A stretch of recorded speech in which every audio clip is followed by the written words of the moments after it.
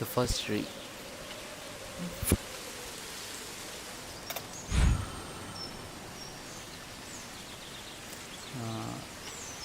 ഞാൻ ആദ്യമായിട്ട് അത് കളിക്കാൻ പോകുന്നു. ഞാൻ ശരിക്കും അതിൻ്റെ മൈക്ക് ഓഫ് ചെയ്യാൻ പോവുക. കമൻട്രി ഗെയിമിംഗ് ആണ് എപ്പോഴും നല്ലതെന്ന് എനിക്ക് തോന്നിയിട്ടുണ്ട്. അതുകൊണ്ടാണ്.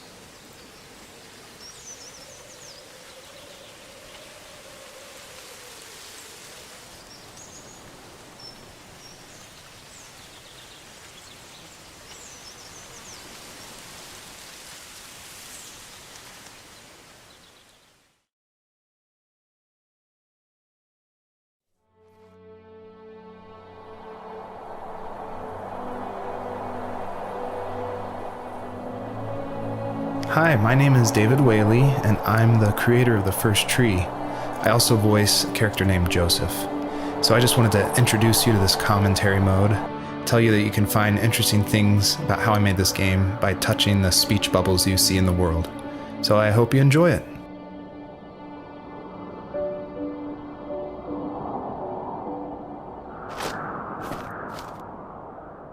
Are you awake? I thought I heard you get up. Yeah, I'm awake. Sorry, I just can't sleep. Are you thinking about him? Yeah, a bit. Usually get back to sleep, my love. I'm fine. No, it's okay. What else is on your mind? I don't know. It seems weird, but I had one of the most vivid dreams of my life. I saw a fox on a snowy mountain, just looking confused and worried. Those eyes. I can't get those eyes out of my head. She was running in the windy snow, looking for something. Do you think it has to do with you and what's been going on? I don't know. It was just a dream, Rachel. They're not meant to make sense. A lot's happened the past couple days, that's all. Well, if you're not going to sleep anyway, you should tell me. I want to hear. All right.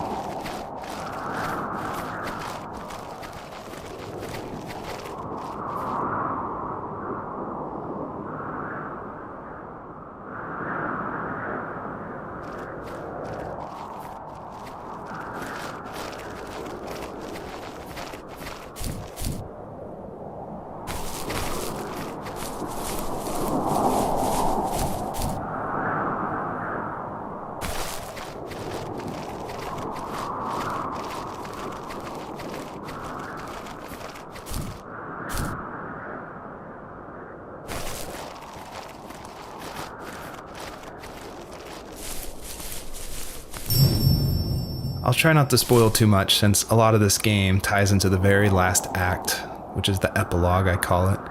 But you'll notice there's lots of items around, and that's kind of what the first tree is about, is like exploring this land and trying to figure out why they're there, what they were used for, and it's kind of explained that this is a dream for Joseph, but it's something different, and it's not supposed to be like your average dream. It's supposed to be something a little deeper. So pay attention to all the items that are around and try to figure out how they tie into the story.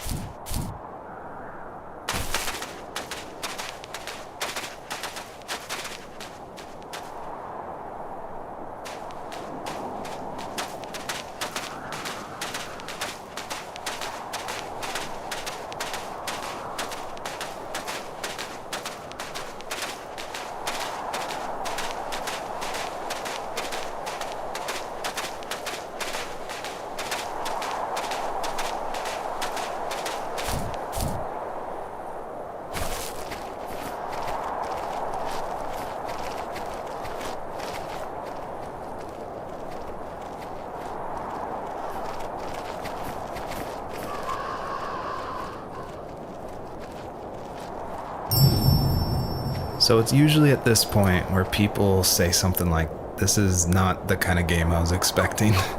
And that happened a lot at PAX West when I showed it. We'd have little kids play it, but then they see a dead fox cub, or kit is technically the word, but cub sounds, I don't know, it sounds better. Like Wes Anderson uses it in Fantastic Mr. Fox, so I thought cub would be alright.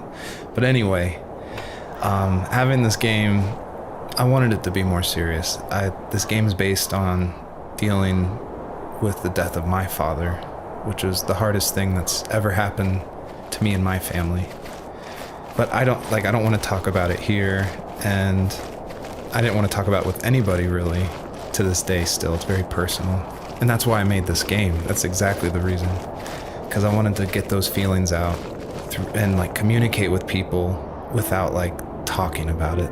And so that's what the first tree is. It's me dealing with my feelings, and it was a personal project, and it was just me, and it actually, like, I'm really glad I made it, but it wasn't easy to make, I guess is what I'm saying. So, not far from her home, she followed that path to something unexpected. She couldn't stay, though. She had to find her other 2 children. So she took that path. She followed it towards something ancient. Something with answers, high and low, searching for any sign of her cubs. Points of light showed the way to this ancient tree. It was as if each one had a story to tell, all their own. The land was trying to tell my story, too. I felt like I was right behind her the whole time.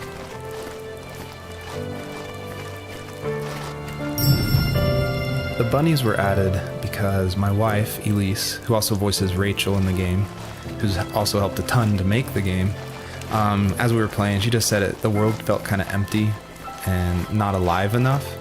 So I knew we needed to add some kind of life, and so the bunnies was like the first idea that came to mind. And like most of the game, I used like publicly available assets to speed up production because I was working full-time along with making this game, and we just had our first baby, a little girl named Evelyn. So I was messing with this asset called Herd Sim, and at one point, like the generation script that creates variations of the sizes of the bunny. One time I got out of control and it made like this monster bunny that towered over everybody. And I shared that GIF on Imager and Reddit, and that was a huge hit. It helped definitely gain an audience for this game. But it's hard because this game is like so serious. It's about life and death, not giant bunnies. But I knew I needed something, like a shout out to that, because it was pretty fun. So if you're able to catch all the bunnies on this map, I think there's around 13, then you'll get a special surprise. So good luck.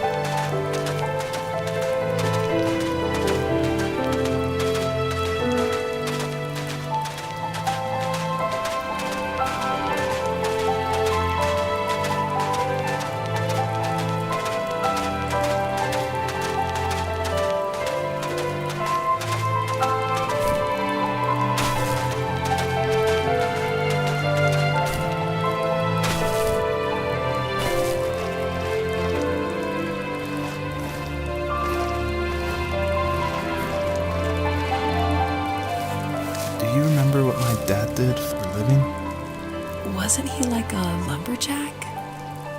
That's one way of putting it. If wood was a canvas, then a carving knife was his paintbrush. Even after working a 50-hour week, even after his hands were more splinters than skin, he would bring home the nicest piece of Alaskan weeping cedar and make me toys. That wooden train was the first toy I can remember, and I loved it. I just knew from a young age I was going to be a lumberjack, like my father.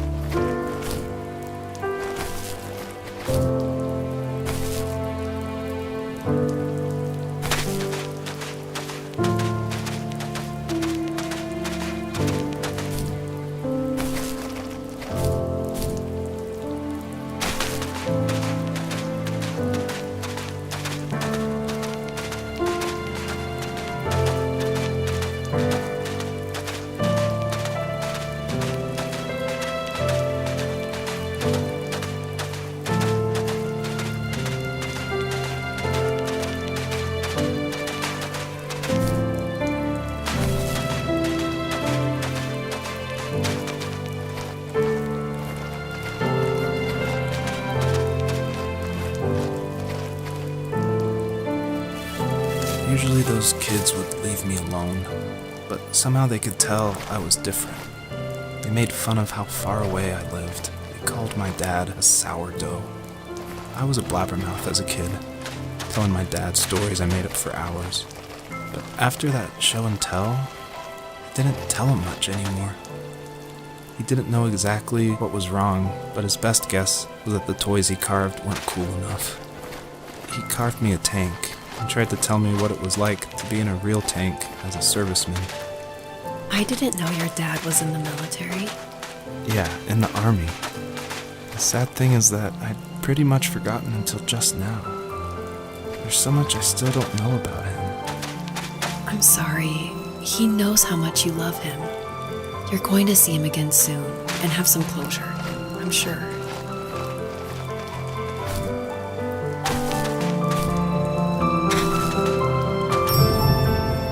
A lot of people have gotten confused why Joseph's father is called a sourdough, and it's not stated outright at the beginning of the game, but Joseph and his dad, they grew up in Alaska.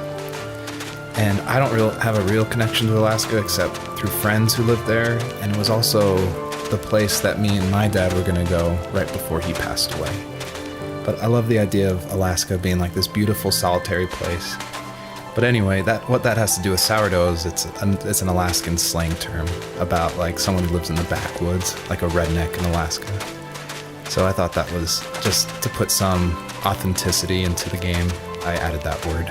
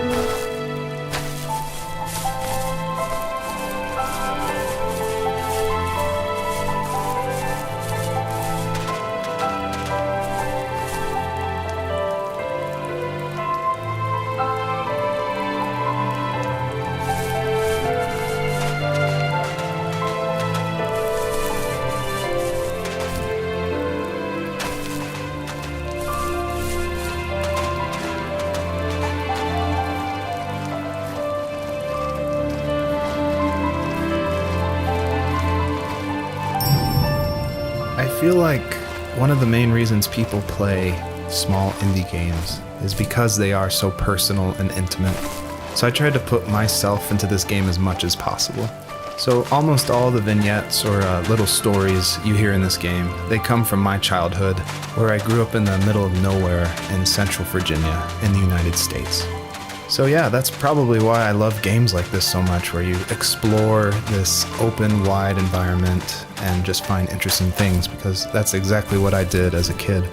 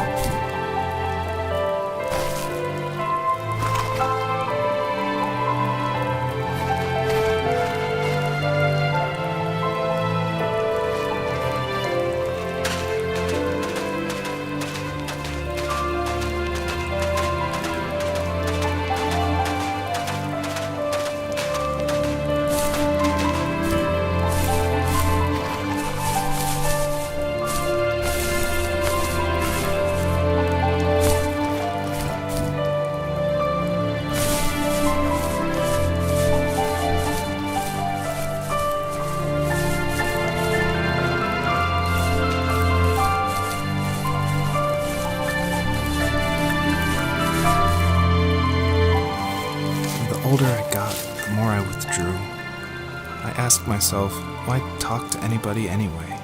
Why bother when I'm happy by myself? I started drawing a lot, mostly animals I saw in the woods by my home. I I then imagined designing my own hideouts with things like TVs and pantries full of chips and cookies. I think that idea of leaving home and drawing blueprints started my career. I found a lot of solace in that. I'm not surprised, but I did the same thing, you know? There's something special about having a place to call your own. And now look at us. Well, if you count renting in an overpriced city. It's as close as we can get for now.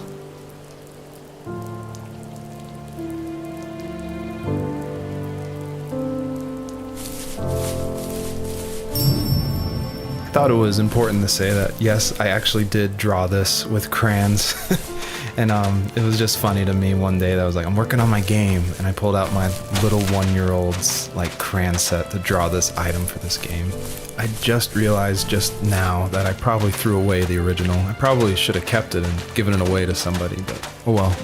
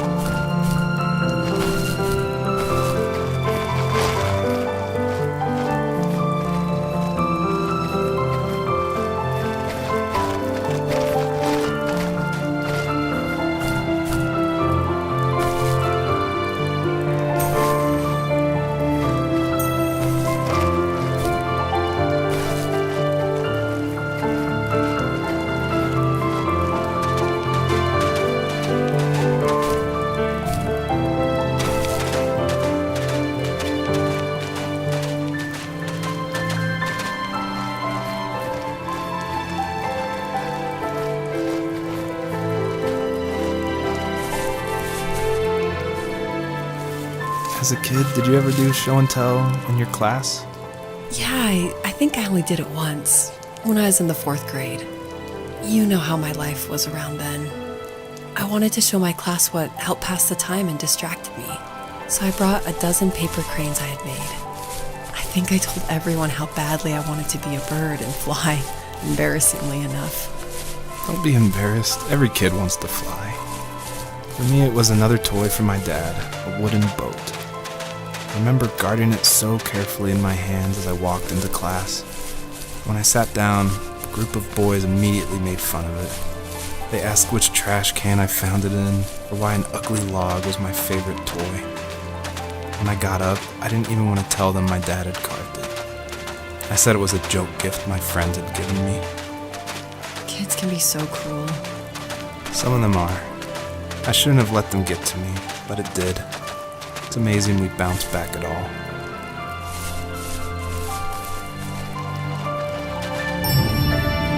I feel like one of the best ways to make an exploration game feel worth it, or to reward the player, is to have as many secrets as possible. Like some of my favorite games like Dear Esther and Gone Home and Firewatch. I love those story-driven games. And they're kind of like these mystery boxes where if you put in a lot of effort, if you look closely, the world reveals itself to you better. So there are like secrets in the first tree. See if you can find one of these hidden items by digging around in these unmarked spots around this area.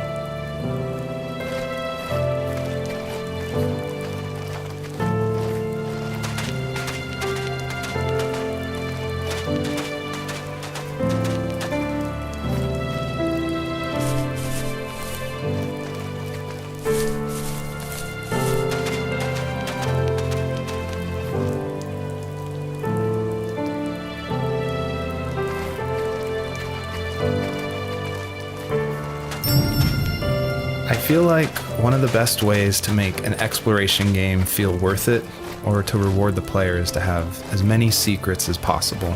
Like some of my favorite games like Dear Esther and Gone Home and Firewatch. I love those story-driven games. And they're kind of like these mystery boxes where if you put in a lot of effort, if you look closely, the world reveals itself to you better. So there are like secrets in the first tree. See if you can find one of these hidden items by digging around in these unmarked spots around this area.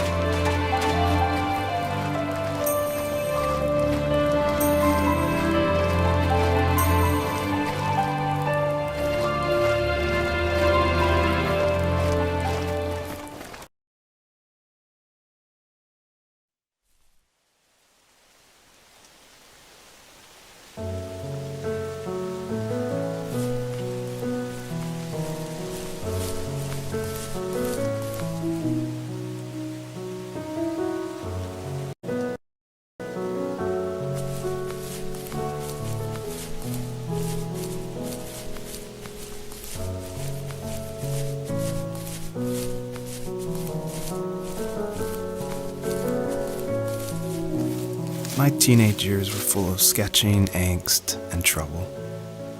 I wasn't popular or unpopular. Maybe just forgettable. I guess that gave me a sense of freedom. So I hung out with crazy kids, doing crazy things, even though I mostly just watched the chaos ensue. We did it all. Put fireworks in mailboxes, hide roadkill in people's garages, break windows of the barber shop in Anchorage. My dad was furious, but he was so busy working he couldn't do much to stop me from going out. I think being an adult means there's no one to stop you making hard decisions. He had to make a living, and he couldn't be in two places at once. Yeah, I realize that now. But at the time, I was sure he was more interested in growing his business than what was going on with me.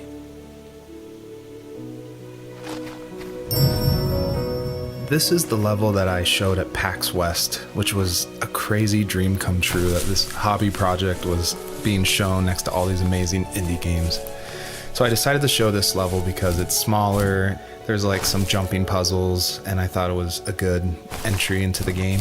But the one thing I can't seem to forget is right before we opened to the public, there was an indie dev superstar. Like, you've definitely heard of his games. And I was like terrified. He wanted to try it out. So I said, of course, like, please give me your feedback. And he was super nice, super talented, of course. But this embarrassing bug happened, which I'd never seen before in my life, where when he dug the item up, he jumped right after, and it created the dust cloud to permanently be on the rest of the level. It wouldn't turn off. So it looked like this fart cloud following the fox as it just kept running with this beautiful music and serious voiceover. And it was horrible. I think about that every time I look at this level. But, you know, I was able to fix it, so I'm glad someone could at least find that bug.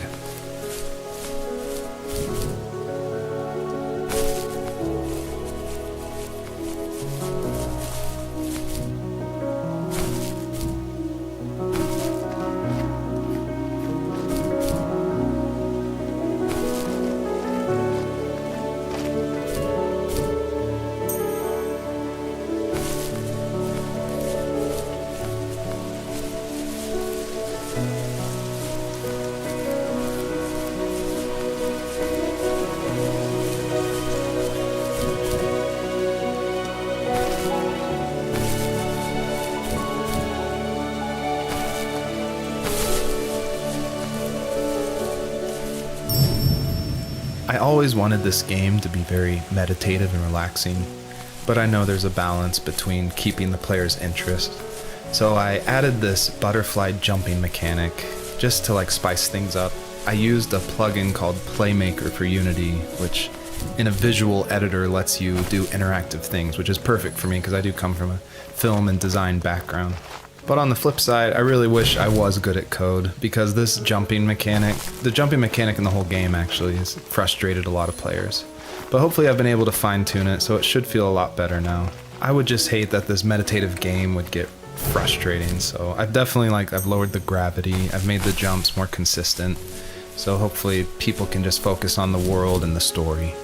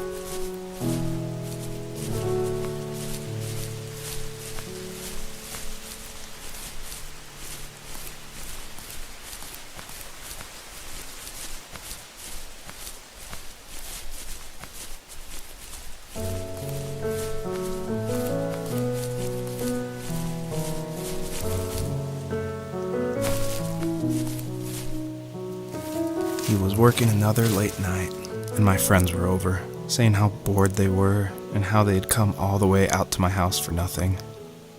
One of them mentioned how that old, ugly beyond belief truck was still in the garage, and how we should take it for a spin. I was only 15, so I kind of fought it for a while.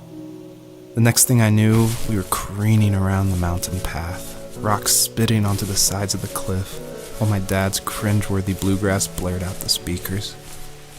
I drove while my friends were in the back of that yellow and purple truck, throwing beer bottles and trash at anything remotely interesting. Felt like I was soaring in the air with borrowed wings. But all good things have endings. A cop outside of Eagle River pulled us over after he saw us send a bottle rocket into someone's yard.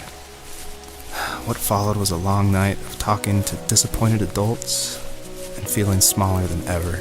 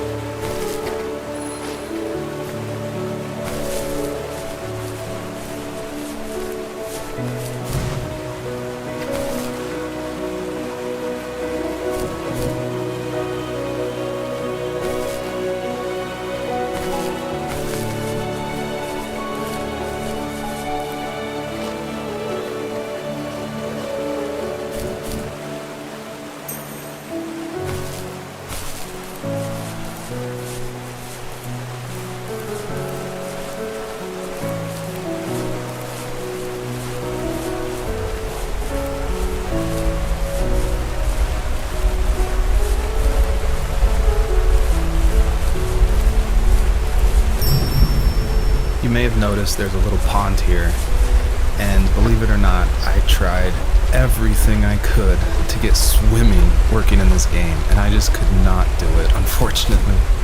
And so all the water in this game you can just stand in, which is, it still like bums me out, but the systems were not working, it was buggy.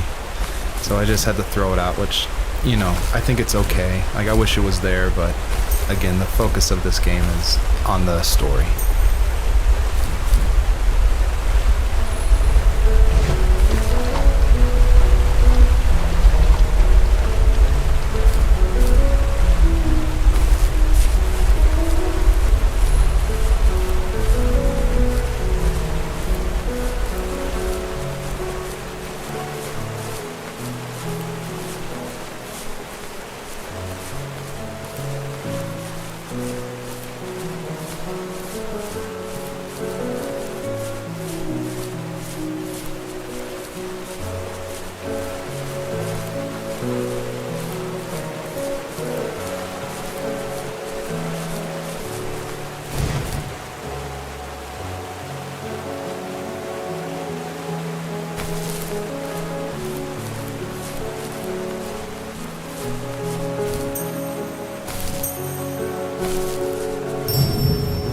My biggest hope for the players that are playing is that they realize how similar these two parallel stories are, of this fox looking for her missing cubs, and also of this son reconnecting with his father.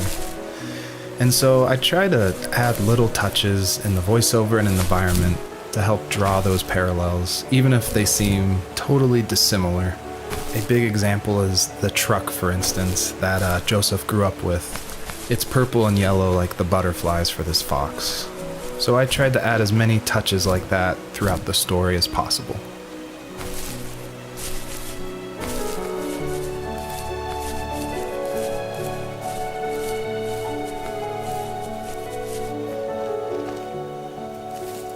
After he drove me home from the police station, I blew up at him, saying how I never wanted to be like him, how I was going to be someone and leave that hick icebox for good. He just looked forward at the road with tired eyes. I took out that bluegrass tape from the cassette deck and chucked it out the window. In my sage teenage wisdom, I thought I had proved the ultimate point. But my dad had a different idea. He slammed the brakes, slowly bowed his head while gripping the steering wheel, and finally looked at me. All he said, like it was a polite request, was, "Make this right." I sat there in silence, fuming, but I eventually got out and combed every square inch of the woods, muttering profanity after profanity. I found it 30 minutes later, near a small waterfall off the road. I went back to the truck, put the wet tape back in, and sure enough, it worked. We didn't speak another word to each other the rest of the night. Wow, I knew you were a crazy teenager, but... It's hard to believe, isn't it? Surprises me too. It's like I didn't really know who that kid was back then. I bet my dad thought the same thing over and over. It's almost like he was saying, "Make this right," to himself, more than to me.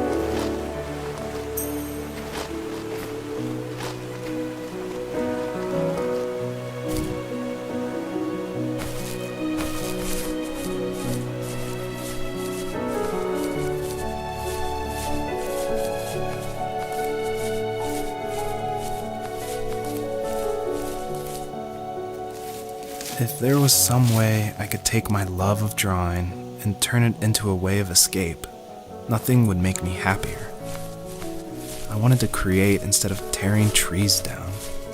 I wanted to move to the lower 48, not because I hated it there in Alaska, but I hated the idea of it.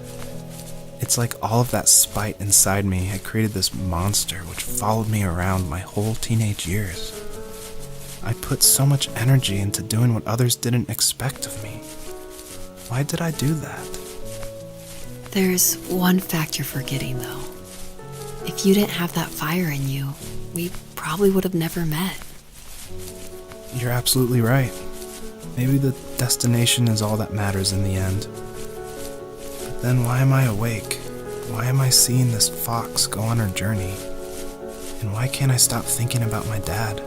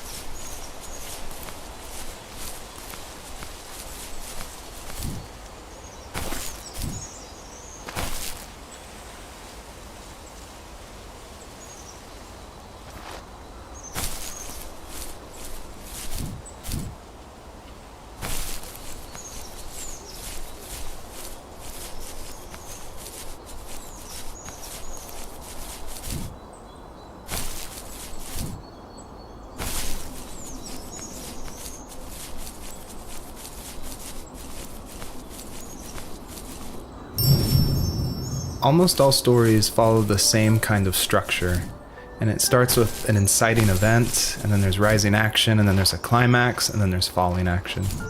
And it's actually really difficult to make an interesting story where you only hear these two people talking, and it's spoken through a dream that's already happened, and the most of the action is about this animal that isn't directly related to this couple at all. So I don't know what I was thinking, but my hope was that it would create some interesting things and connections that I didn't see before. And that was kind of the whole exercise of making the first tree.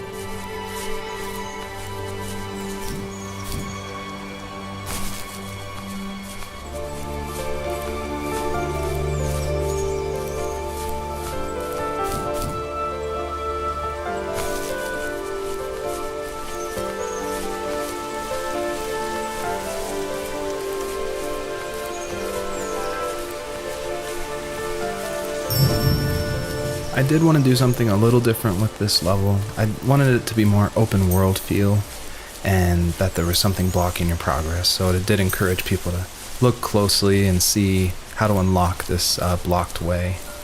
And I do like just walking around this level and listening to the beautiful music by Josh Kramer. His work really sets the mood for the whole game.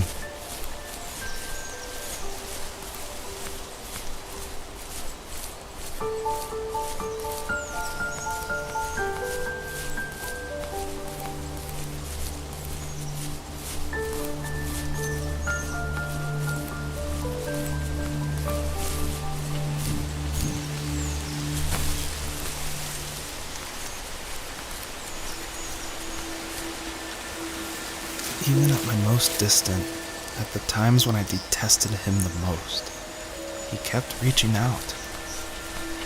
For a year straight, he asked me every week when we were going camping. I thought he was just dense. Eventually, to shut him up, I agreed.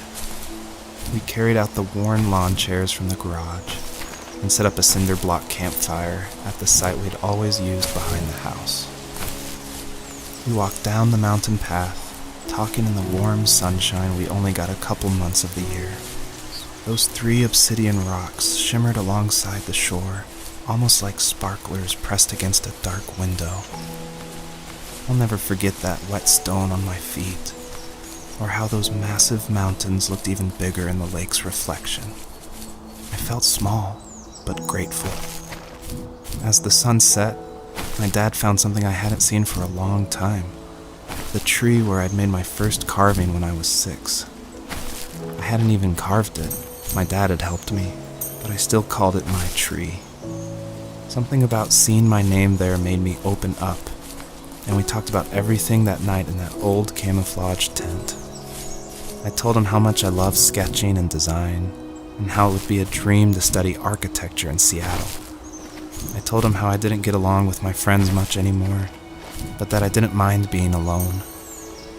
He told me he was there for me, and he joked that if all he had to do was write my name on a tree to finally get me to talk, he would have left me carved logs with novels on them in front of my room every morning. I don't know why it took me that long to realize it, but it was then I knew how much he had sacrificed for me.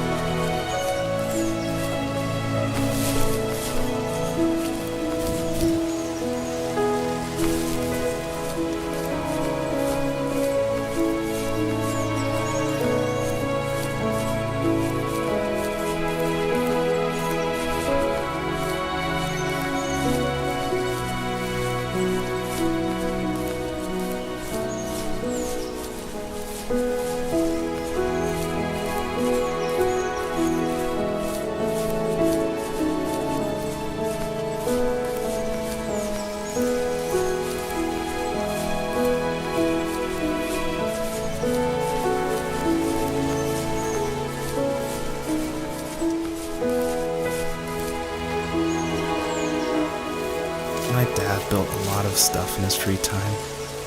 If he wasn't watching fly fishing or reading Tom Clancy novels, he was carving something. He made tons of birdhouses. Not that he was into bird watching, but I think he really missed working and adding on to the home. If he couldn't afford the time to build onto our own house, he would have to settle with watching birds move into their little homes. We kept an old mattress in the bed of that ugly yellow truck, so we would drive it deep into the woods and then watch the birds fly into their houses while the sun set. Usually it was accompanied by venison jerky or a cold Coke, but not a lot of talking, which is how we both liked it.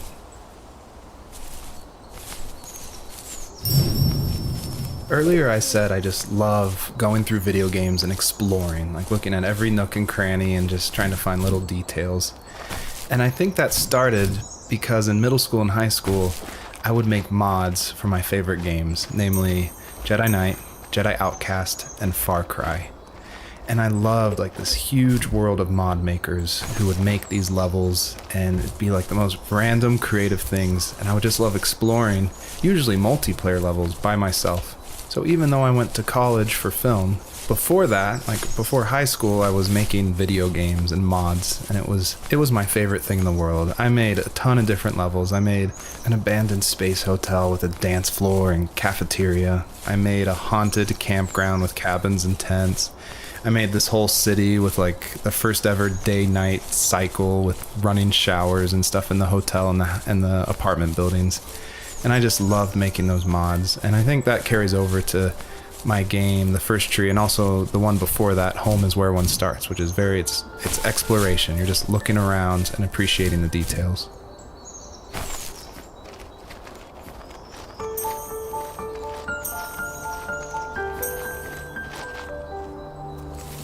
We were happiest underneath the evergreens. We decided it was time to finally map out the hundreds of acres we lived on just to pass the time during the summer.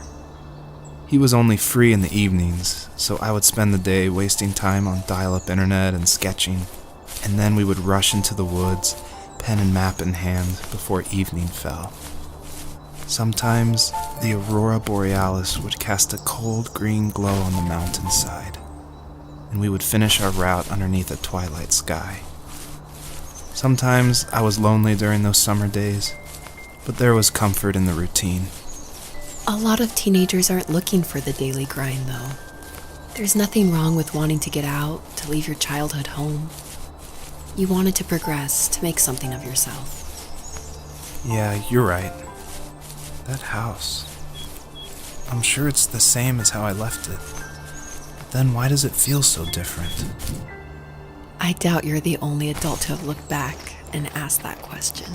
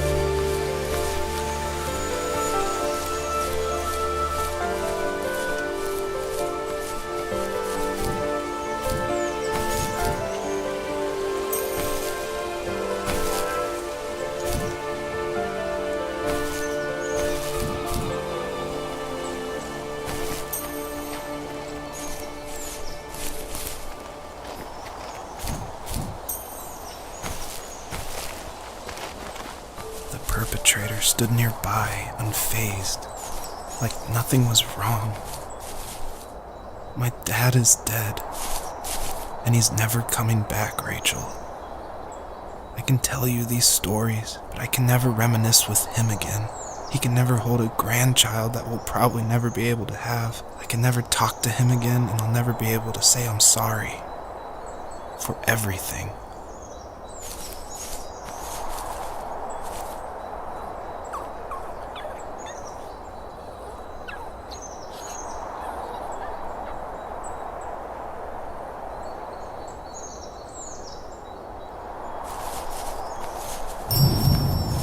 It was really important to me that the wolf in this story that takes the fox's cubs, that it wasn't explained at all. Like, it's just this entity that's in the background.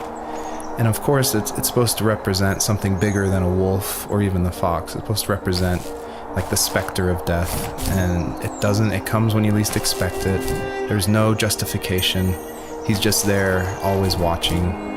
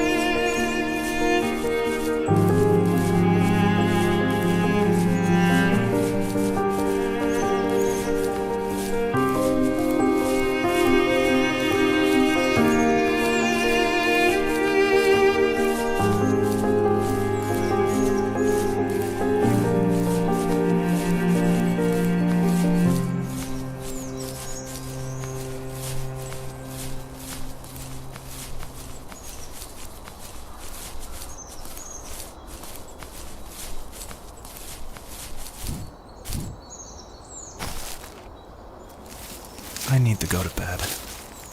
I just can't talk about this anymore. Good night.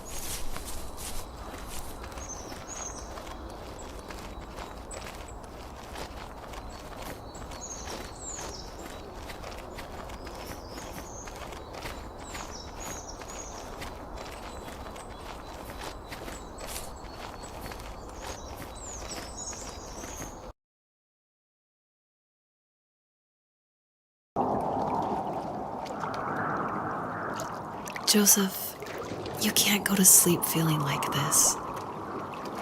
I'm sorry for everything, and I know you need space, but I'm here for you. You don't need to feel so lost. Joseph, have I ever told you what my mother was like?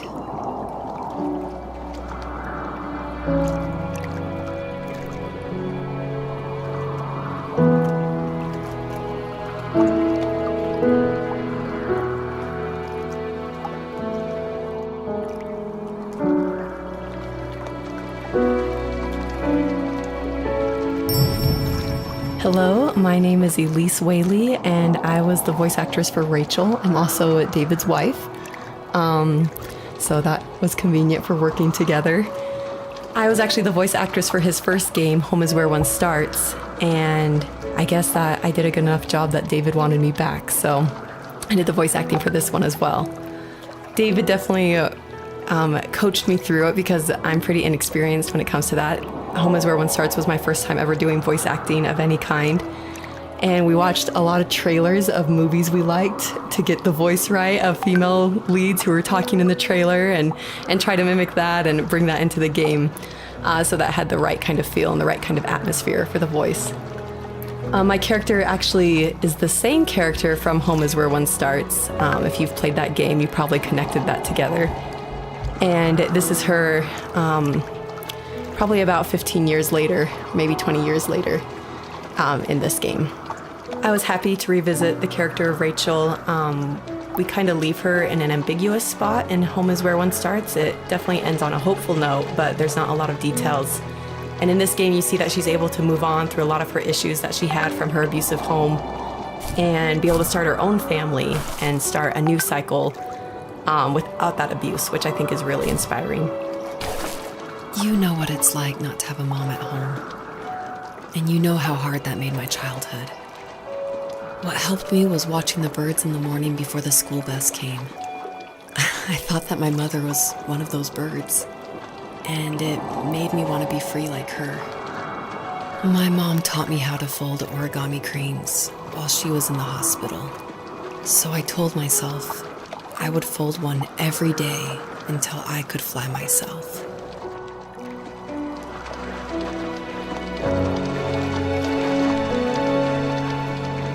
I think we both have always loved animals, and for me that love started with a dog. Sometimes this Rottweiler would come up to our property line and wait at the fence for me, but only once in a while. I was sure to check every day immediately after school, and it usually ended in disappointment.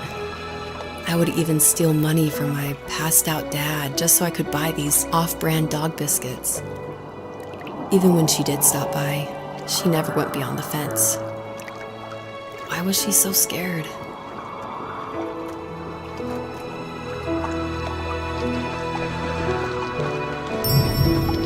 So it's always interesting working with your spouse because, especially on a creative project, because they want your feedback, but it's something that's also dear to their heart, and they're dear to your heart, and you definitely don't want to hurt their feelings. So I was a little nervous when David asked me, he had finally finished writing the script, and he asked me to go over it and see what I thought.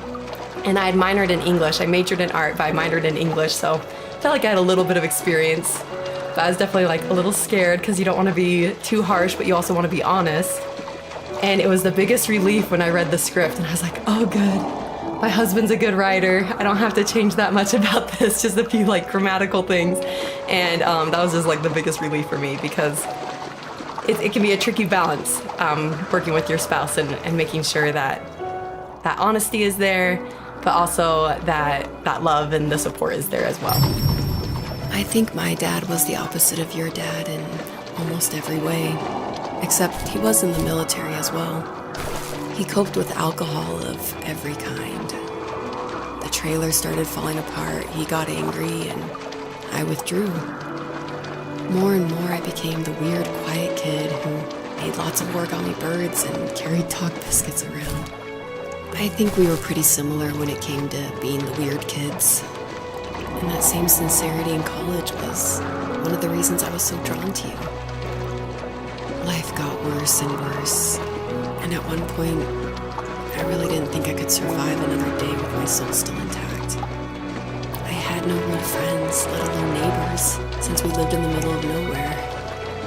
I should have talked to my teacher, but I was scared what he would do if he found out. As I waited for the school bus one morning, I walked around until I found something in an abandoned shed. Something I can't put into words. So we're talking about Home is Where One Starts a lot, so if you haven't played that game, maybe this doesn't make as much sense, or maybe this is a little plug that you should go play it. But in that game, it actually features one of my artworks. I work as an artist and paper cutting, actually, and David used one of my artworks as a graffiti stencil in Home is Where One Starts that's against the wall of this shack. And it actually shows up again in the first tree, just a fragment of it. The first tree, the title actually comes from one of my artworks that I made back in 2015, I want to say. And I made this artwork while I was pregnant with our first child. And it had a lot of meaning for me, and David actually helped me come up with the title. And he asked, because I was really struggling, I was like, I have no idea what to call this, and I always go to David for title ideas and to bounce ideas off of him, and that's like the only way I can ever come up with a title is by talking with him. So we were talking back and forth and looking at this artwork, and he said, well, what kind of like movies or shows were you watching while you're making the artwork? Because my work's pretty tedious, so sometimes I'll watch a show or do some Netflix binging while I'm creating it. And I was like, oh, I actually watched Tree of Life a ton. And then we're like, Tree of Life. And we started thinking more about that and then arrived at the first tree. So it started off as one of my artworks and then became a part of David's art, which I think is really cool that we were able to share that title. I summoned courage I didn't know I had, and I broke into my dad's room and found the key to the shed where he had locked my bike. I'll never forget that feeling of the wind rushing by my ears as the sun rose over fields of wheat. I was flying for the first time. I biked as far as my legs could take me until I found a house that felt friendly and that felt like home. Those strangers helped me in so many ways. And if it wasn't for them, I wouldn't have found my foster family.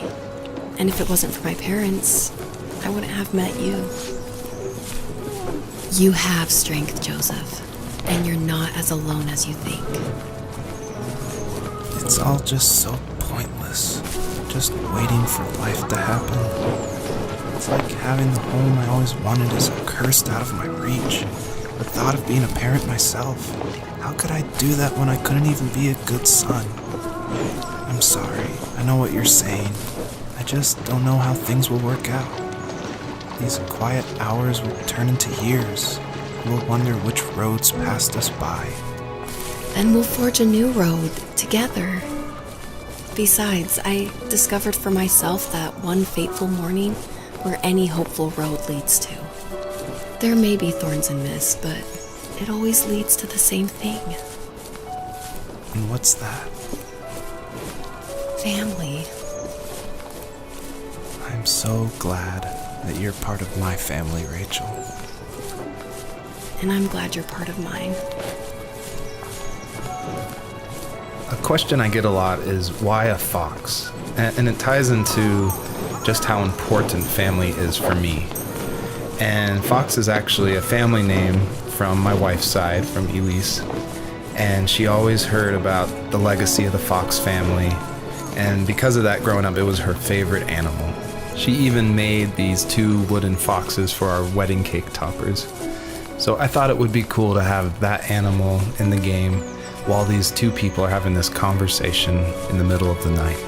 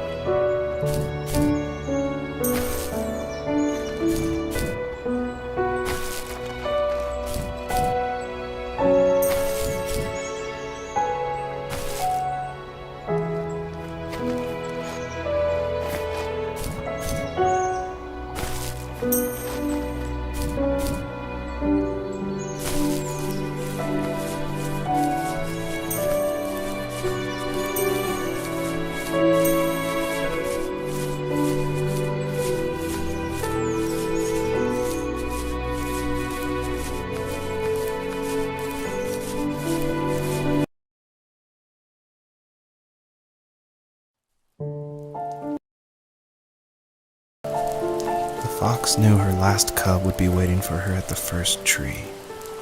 She was almost there.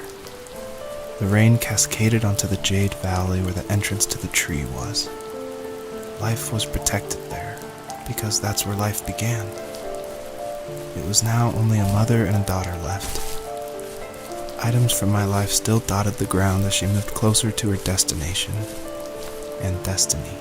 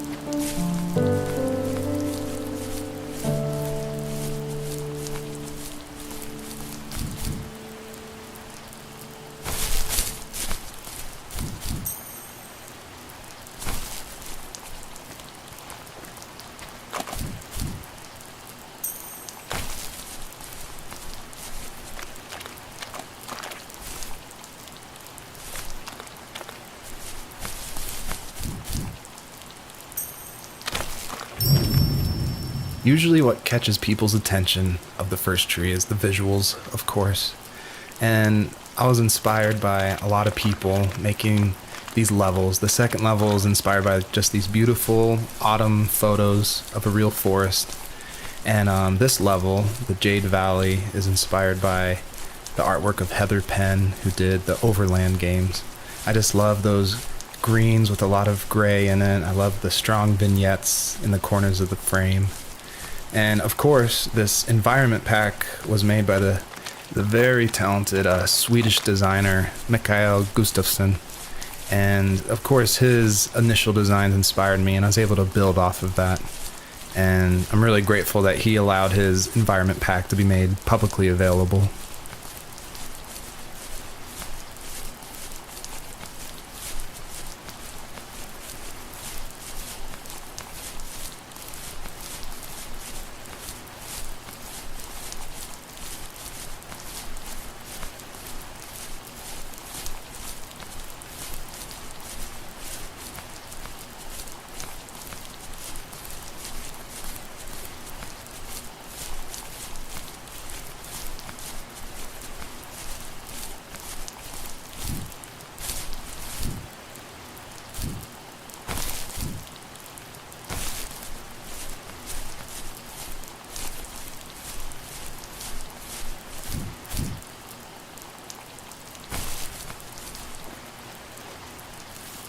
My dad was super supportive with my college plans, to a point. Things were okay until this terrible accident happened. I guess a forklift flipped over due to a bad axle, and it crushed one of the workers there. My dad didn't eat for days, even though he wasn't directly involved. It devastated him. Not only did it hurt the business, but it just freaked him out. He would talk in his sleep, muttering things about firing people and saying sorry. One fateful day he approached me, said that since my school search wasn't going well, I should finally be a man and take over the family business. He said one day he was going to die, and that all of his work, sacrifice, and even that man's life would be wasted in vain. I just lost it. Teenage me just exploded at the thought. I screwed up. I said things I shouldn't have. He was having a crisis, and I pretty much spit in his face.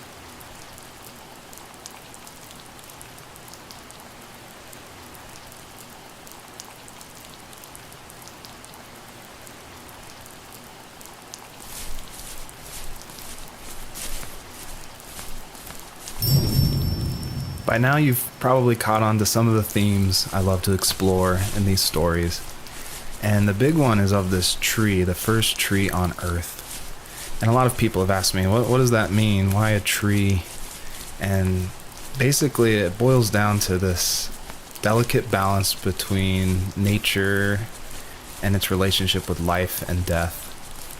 And I love these stories where they put like these microscopic relationships, like something of like a father and a son, and juxtapose it next to this epic story of like the creation of the universe and the first tree on Earth, and how they can be equally as important, because in my mind, like, my family is as important as like the creation of the Earth.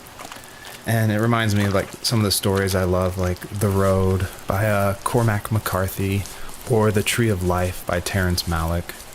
Basically, I wanted to make sure the player felt that there was a higher power than themselves, and that there was something watching over them as they went through this story.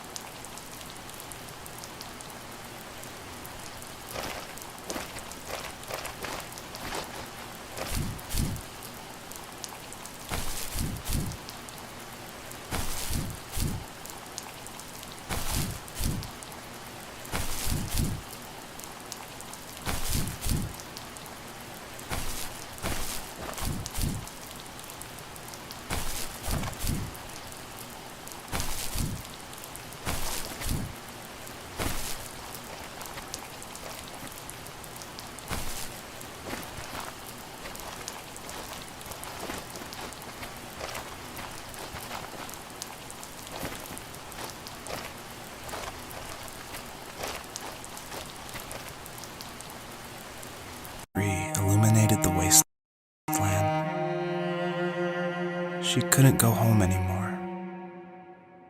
She did the only thing she was capable of. Moving forward. My dad died alone in the middle of the wilderness. I should have been talking to him more. I should have done a lot of things differently. If the first tree on earth brought life with it, if it taught the birds to sing and fly and showed saplings how to grow,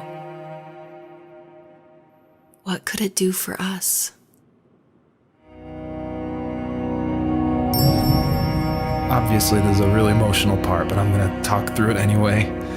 A lot of people correctly identify that Journey was like a huge inspiration for the first tree.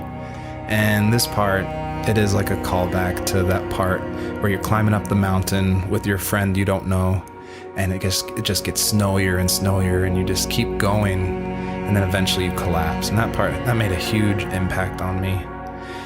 And I don't even own a PlayStation 3 or 4. I rented a PlayStation from like a rent-a-center right after completing Home is Where One Starts, just because I'd heard so much about it. And everyone was right. It was a very impactful game, and it definitely inspired the first tree. There was a letter I received yesterday from a name I didn't recognize, with a quote I can't stop thinking about. Death is not the opposite of life, but a part of it. More and more, I'm realizing one important truth. Each of us have our own journey to the first tree. But sometimes I'm not sure I'm ready to take that first step. You already have my love.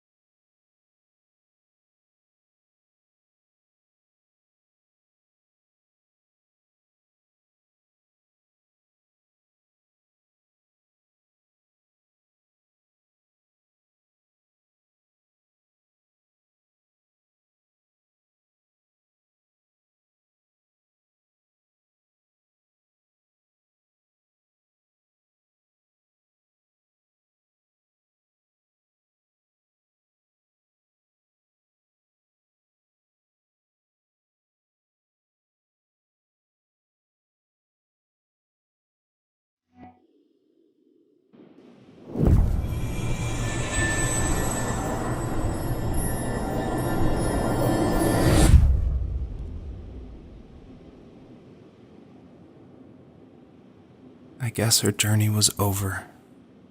But I have no idea.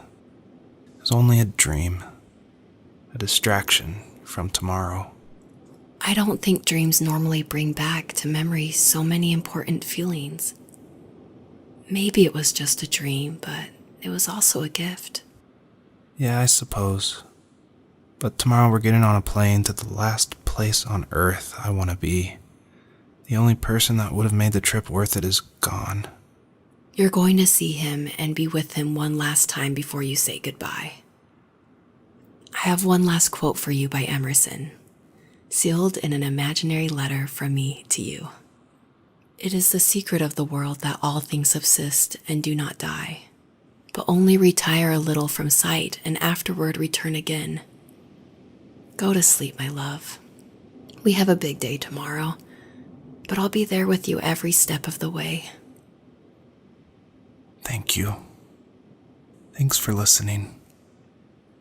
Good night, Rachel. Good night, Joseph.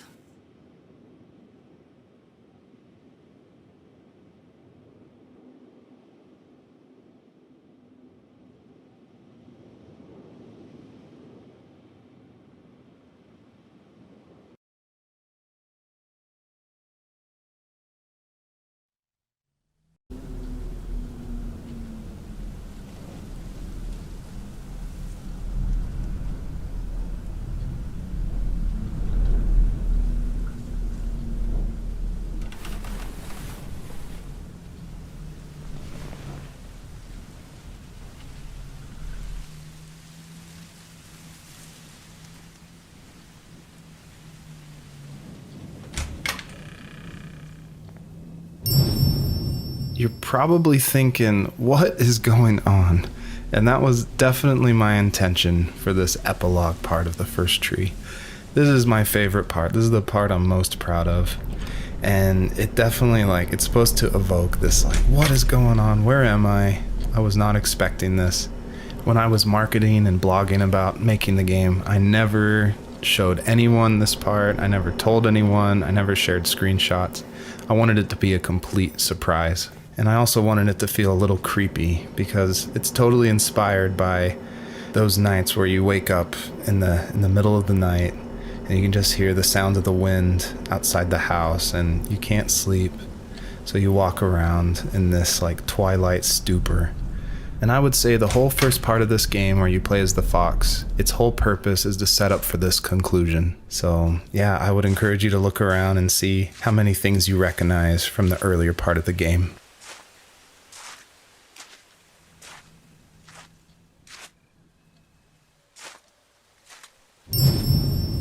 I tried hard to foreshadow this epilogue just because I wanted it to be a surprise, but I didn't want it to feel too out of place that it would be humorous. And so Joseph, earlier in the game, he would say things like, I felt like I was right behind the fox the whole time. In my mind, the camera perspective acts as a metaphor for who the player is, what they're seeing. If the camera represents Joseph, or just that video game trope of having the camera follow you. I guess the big question I wanted the player to ask themselves, is this a dream as well? And if so, does that even matter?